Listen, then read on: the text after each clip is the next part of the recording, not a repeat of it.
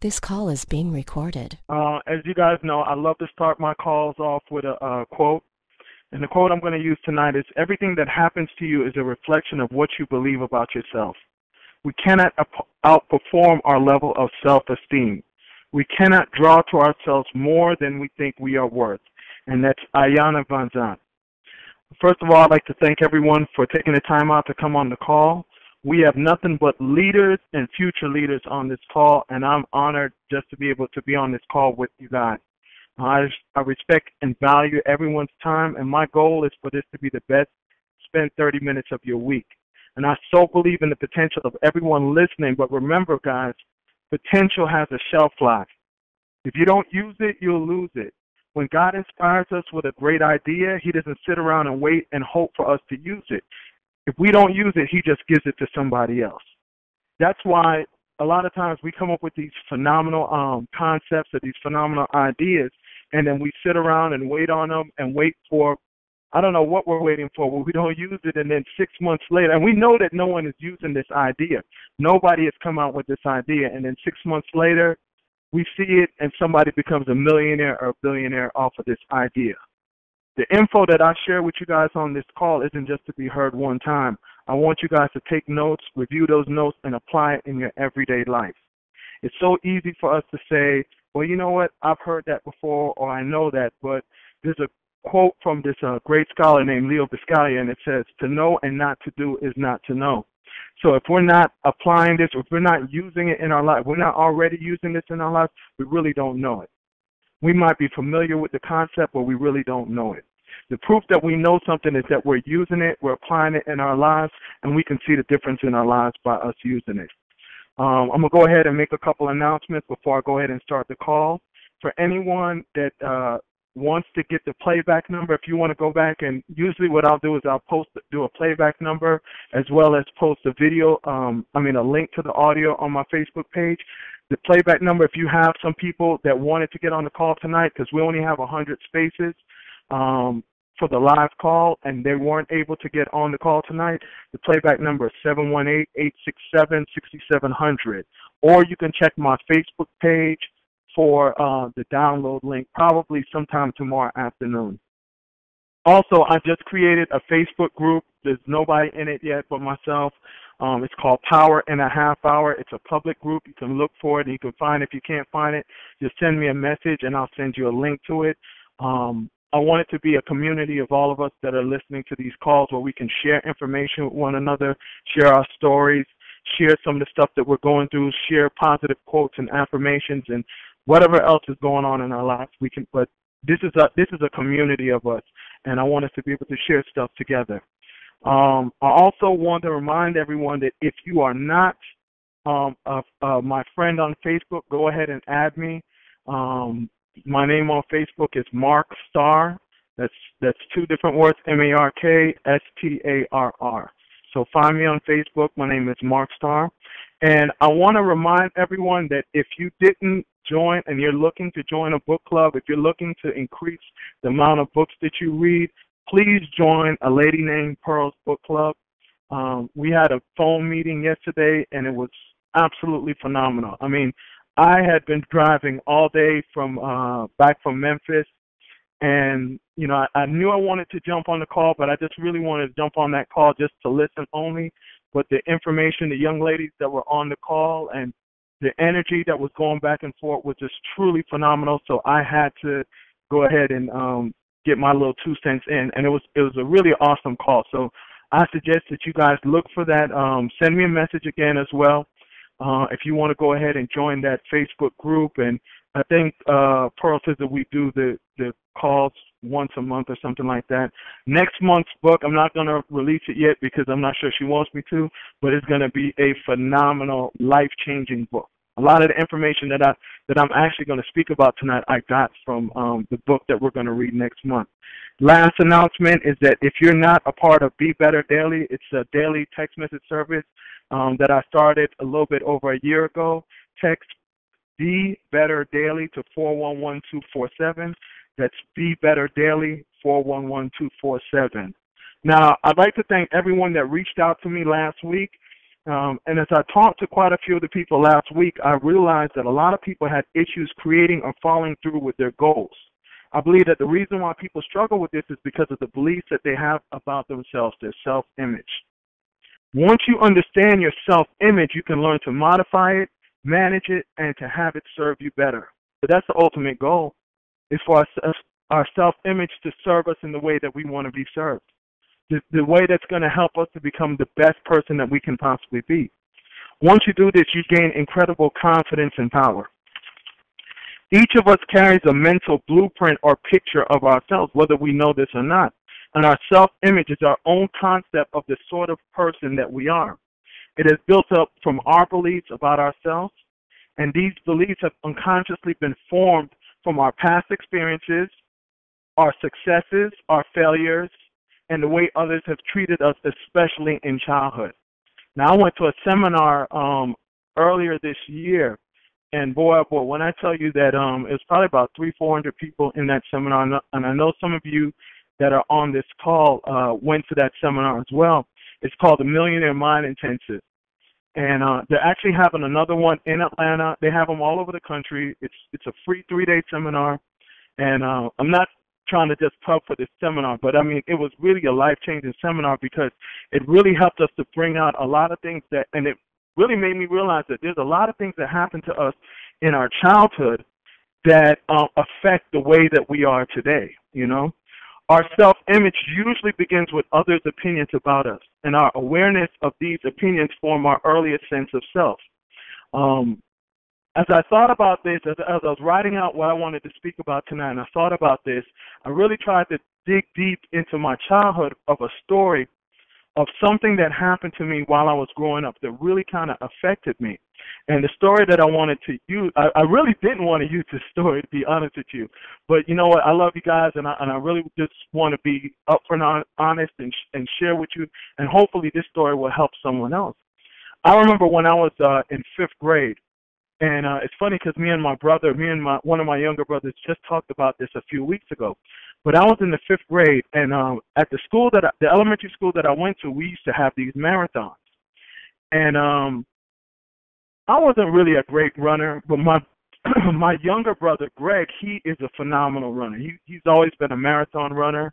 He's really phenomenal at running. And it was my last year in that elementary school, and I think Greg was in the 3rd grade. And I expected my dad to run with me that last year because it was my last year ever having a chance to run this marathon. Now, honestly, I had no chance to win at all, you know. And my family, all the men in my family, my other brother Greg and my dad are very competitive, very, very, very competitive. And I really don't hold this against my dad now because, you know, he was just competitive, and we're all competitive, and I probably would have done the same thing myself. But he decided to run with my younger brother because he had a better chance to win. Now, this really affected me for a long time. I think that because of this, it put that image into myself that I wasn't a good athlete, I wasn't a good runner. And I noticed that really after that, my desire to play sports went down a whole lot. And like I said, I know my dad loves me to death, and I know that he didn't do this purposely. But this is just one sort of example of how something small like that that happened in our childhood could really affect us for the rest of our lives. You know, the self-image controls what you can and cannot accomplish, what is difficult or easy for you, or even how others respond to you. All of your actions, feelings, behaviors, and abilities are always consistent with this image. So, I mean, it's just really crazy. And then once we kind of get a hold of this self-image, you know, this self-image really directs our lives. You know, whether or not the information is true or not, it really directs our lives. This image then becomes our basic operating system, so then we confirm the program by acting in accordance with it. So, not for the fact that I wasn't a good runner, but because I had told myself, or my self-image believed that I wasn't a good runner, now I had to follow along with that program. So now I became not a good runner. You know, I could have maybe went to the Olympics, been the next Usain Bolt. But because my self-image told me that I wasn't a good runner because my dad didn't want to run with me or didn't choose to run with me, now I took that on to myself. And I know a lot of us have, if we sit down and really kind of analyze our childhood, we can come up with all kinds of different things. And it's really important for us to realize that sometimes some of these things that happen, maybe you had an older brother or sister that may have teased you about maybe being overweight or for looking a certain way, and they really didn't mean any harm. Like, I know my dad didn't mean any harm by it, but these little things really affect who we are today, you know? And what ends up happening is, like, these things kind of almost program us. And basically what ends up happening is that it creates this operating system for us. But the problem is that the operating system that it creates has bugs, and we need to update that operating system. You know, I'm sure that many of you guys have smartphones, cell phones, and whatnot. And I can give you another example of how recently I just upgraded the operating system on one of my phones, on my iPhone 5S. And I operated it the first day, which I normally never do, but I went ahead and operated it to the iOS 8, and it has nothing but bugs. You know, my phone was working perfectly before. Now I can't send out text messages. It deletes stuff out of my phone. The phone will cut itself off. It'll delete my contacts. It'll mysteriously dial people. And I know that my phone is a good phone. So there's no way that I'm going to throw away my phone. The only thing that I can do is acknowledge that the operating system is bad and wait for the company to go ahead and update the operating system. Well, we are almost the same way. You know, once we update that faulty operating system, then we're able to change our self-image. Our self-image works exactly the same way that that my phone does.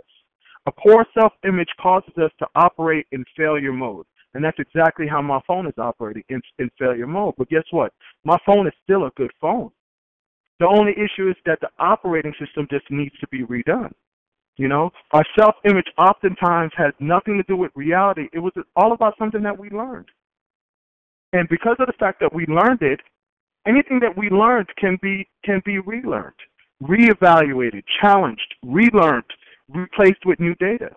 We can erase all of our negative self-image like a tape recorder and replace it with a new positive self-image. You can take control of your self-image and reprogram it for success.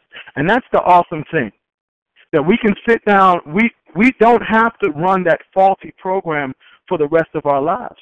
Once we understand this, we can go ahead and make the changes to go ahead and change that program. And that's what this call is about tonight. The first step to change is awareness. So before we can change anything, we have to be aware of the problem, the areas that do need to be changed. You know, change comes through awareness of our negative self-image. Now, I want to kind of share a couple of examples of negative programs that we're all probably running, some more than others, but here are a few that I came up with. Life is difficult. Life is tough. The good guys never win. Things always go badly for me. Money is always tight. You can't trust people. Everyone is out to do you wrong. Always expect the worst.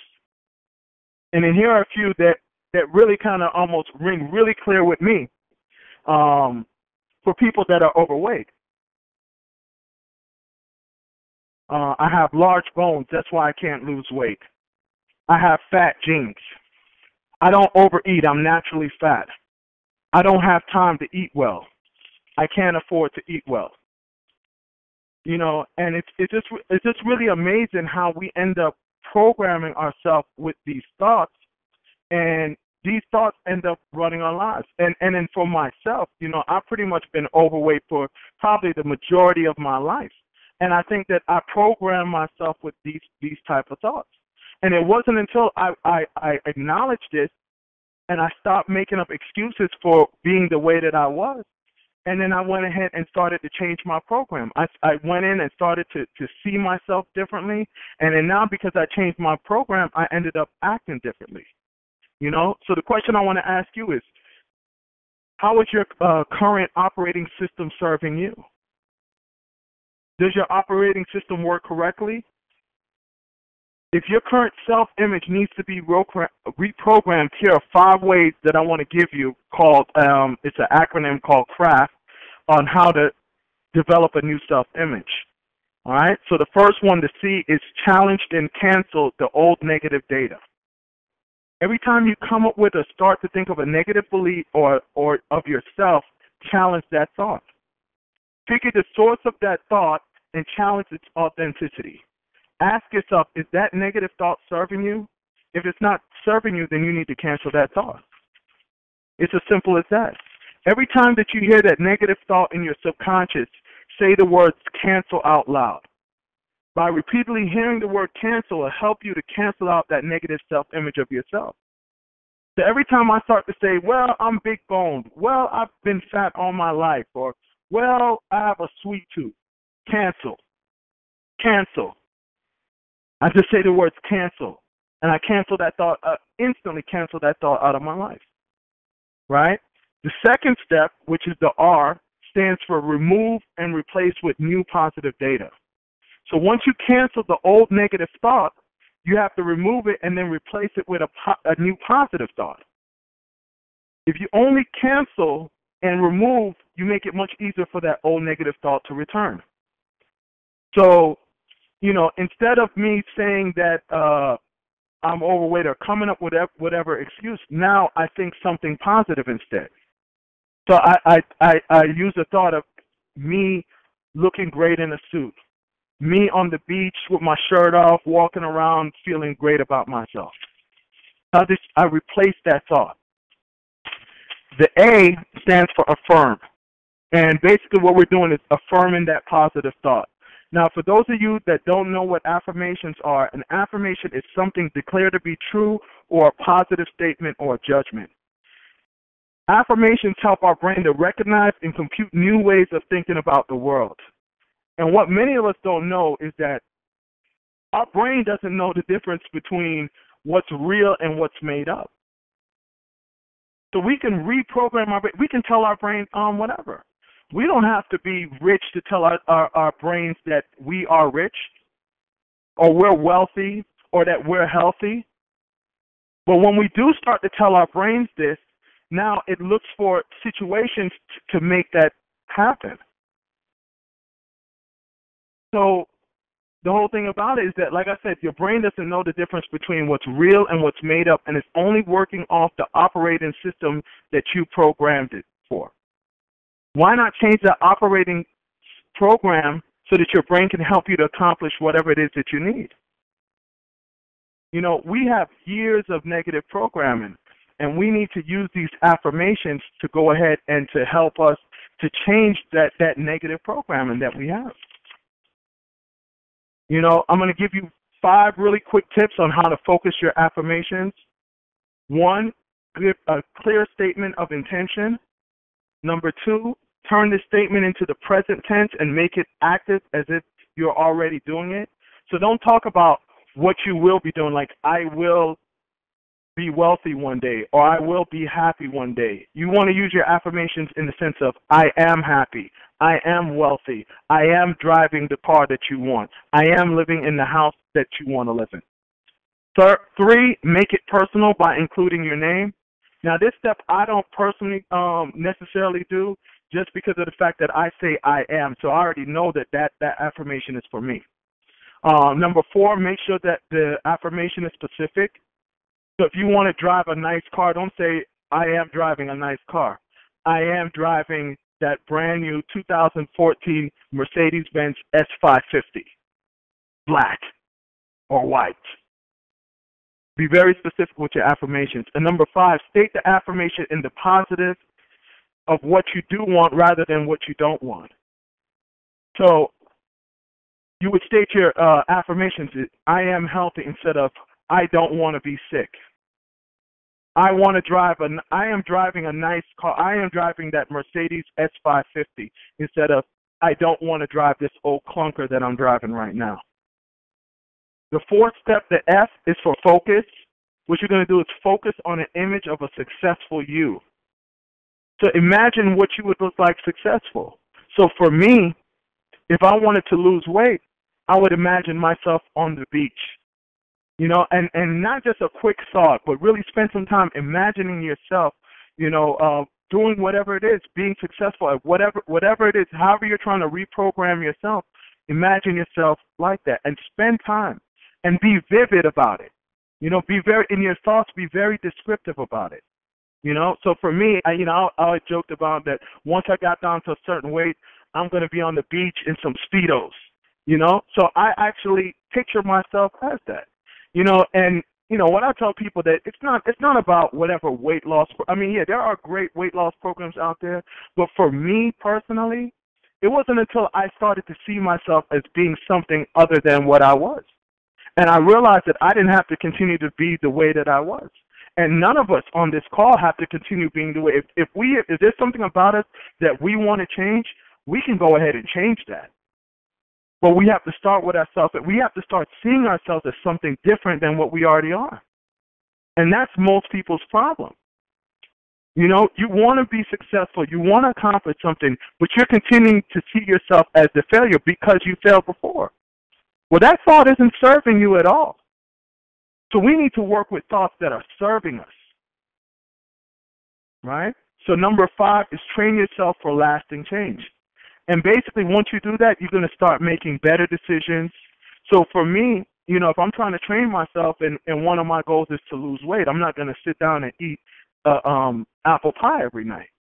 I'm going to train myself in the right way. I'm going to do the right things that I know to do. They're going to help me to accomplish my goal, to help me to change my self-image.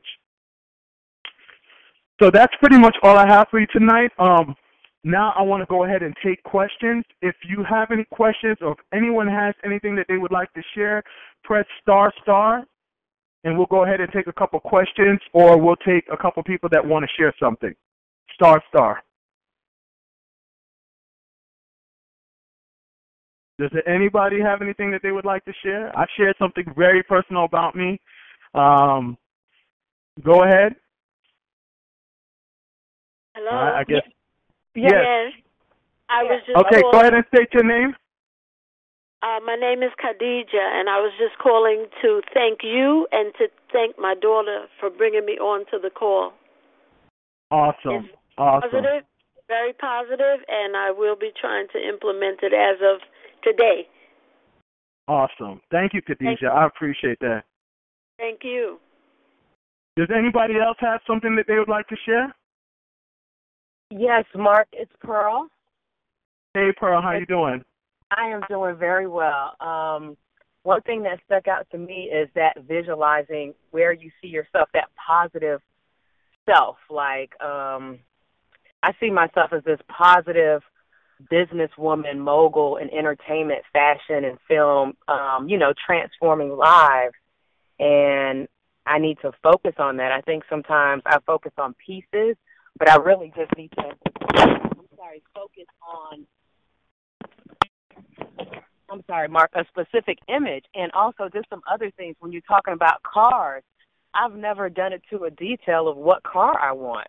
So now, right. I'm saying I want a Rolls Royce, but I want someone chauffeuring me in it, and I'm going to get the color down, and I want a sports car that I'm going to specifically drive. So, thank you for just sharing your story and teaching us how to get to where we want to be, because it's things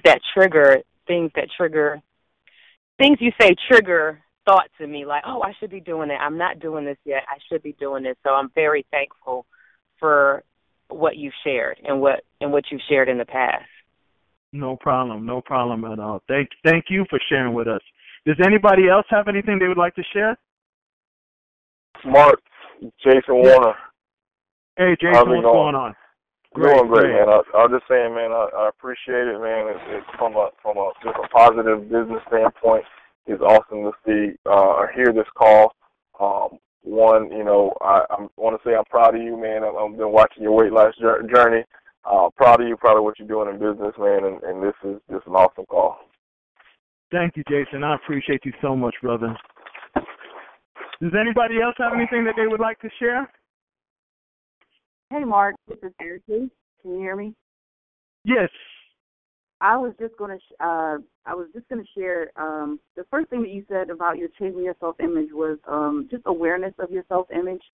And that is so profound because in the last couple of months, I didn't realize how badly I thought of myself. I'll say that because everyone else around you thinks more because they can see you, but because you know that you're not at a place where you want to be, you sort of create yourself in that image. And awareness, I am so aware of it now in the last 3 months, and I don't know what the word is, but awareness is very powerful, and I'm in that awareness stage. So that's just what I wanted to share. Well, that's always the first step to change. So now that you're aware of it, now you can go ahead and to start changing that faulty programming that you have, and start seeing some of the good that others see in you. Because you're amazing. You know what I'm saying? Everybody on this call is amazing, but we're only amazing if we know that we're amazing. Right. Does anybody else have anything that they would like to share? This is Charlotte again. Can you hear me? Yes, go ahead. Awesome. I just wanted to thank you so much, like everybody else has said, for initiating these calls. This was extremely well needed. Even though everybody on this call is awesome and powerful, it always helps to have some encouragement and know that other successful people practice these same techniques. You don't just wake up and hop out of the bed feeling awesome and powerful every single day. So this is encouraging for me and for others on this call, because we know that each of us battle those negative thoughts, but each of us can also now implement these techniques to push these thoughts into submission. So I just want to say thank you, and keep doing what you're doing. Thank you. You know, and just to speak to that real quick, me and my buddy Hazik were talking about this earlier today. You know, a lot of people think that, okay, you get to a certain level and you know a bunch of stuff and that the problems end, and they don't end. You know, they don't end, and that's why we have to keep, rereading this information. We have to keep plugging ourselves into these type of calls and people that are in a positive space, because if not, it's very easy to go off the deep end, you know, and we have to constantly just be, flooding ourselves with this type of information, because there's so much negative that's out there. And we're not going to focus on negative, but, we have to flood ourselves with a lot of the positives. Does anybody else have anything they'd like to share before I go ahead and close the call out? Okay, well, with that being said, I want to remind you that you guys can reach out to me on Facebook. Once again, my name is Mark Starr. You can email me, powerinhalfhour@gmail.com. And the playback should be up by tomorrow afternoon. The playback number is 718-867-6700. And I'll probably also have a link to where you can download it if you want to email it or send a link to anyone, and they can download it and listen to it all week. I want to close with this quote right here. People are like stained glass windows. They sparkle and shine when the sun is out, but when the darkness sets in, their true beauty is revealed only if there is light from within. And that's Elizabeth Kubler-Ross. All of you guys have light within you. Let that light shine. Thank you for coming on this call, and have a phenomenal week. See you next week.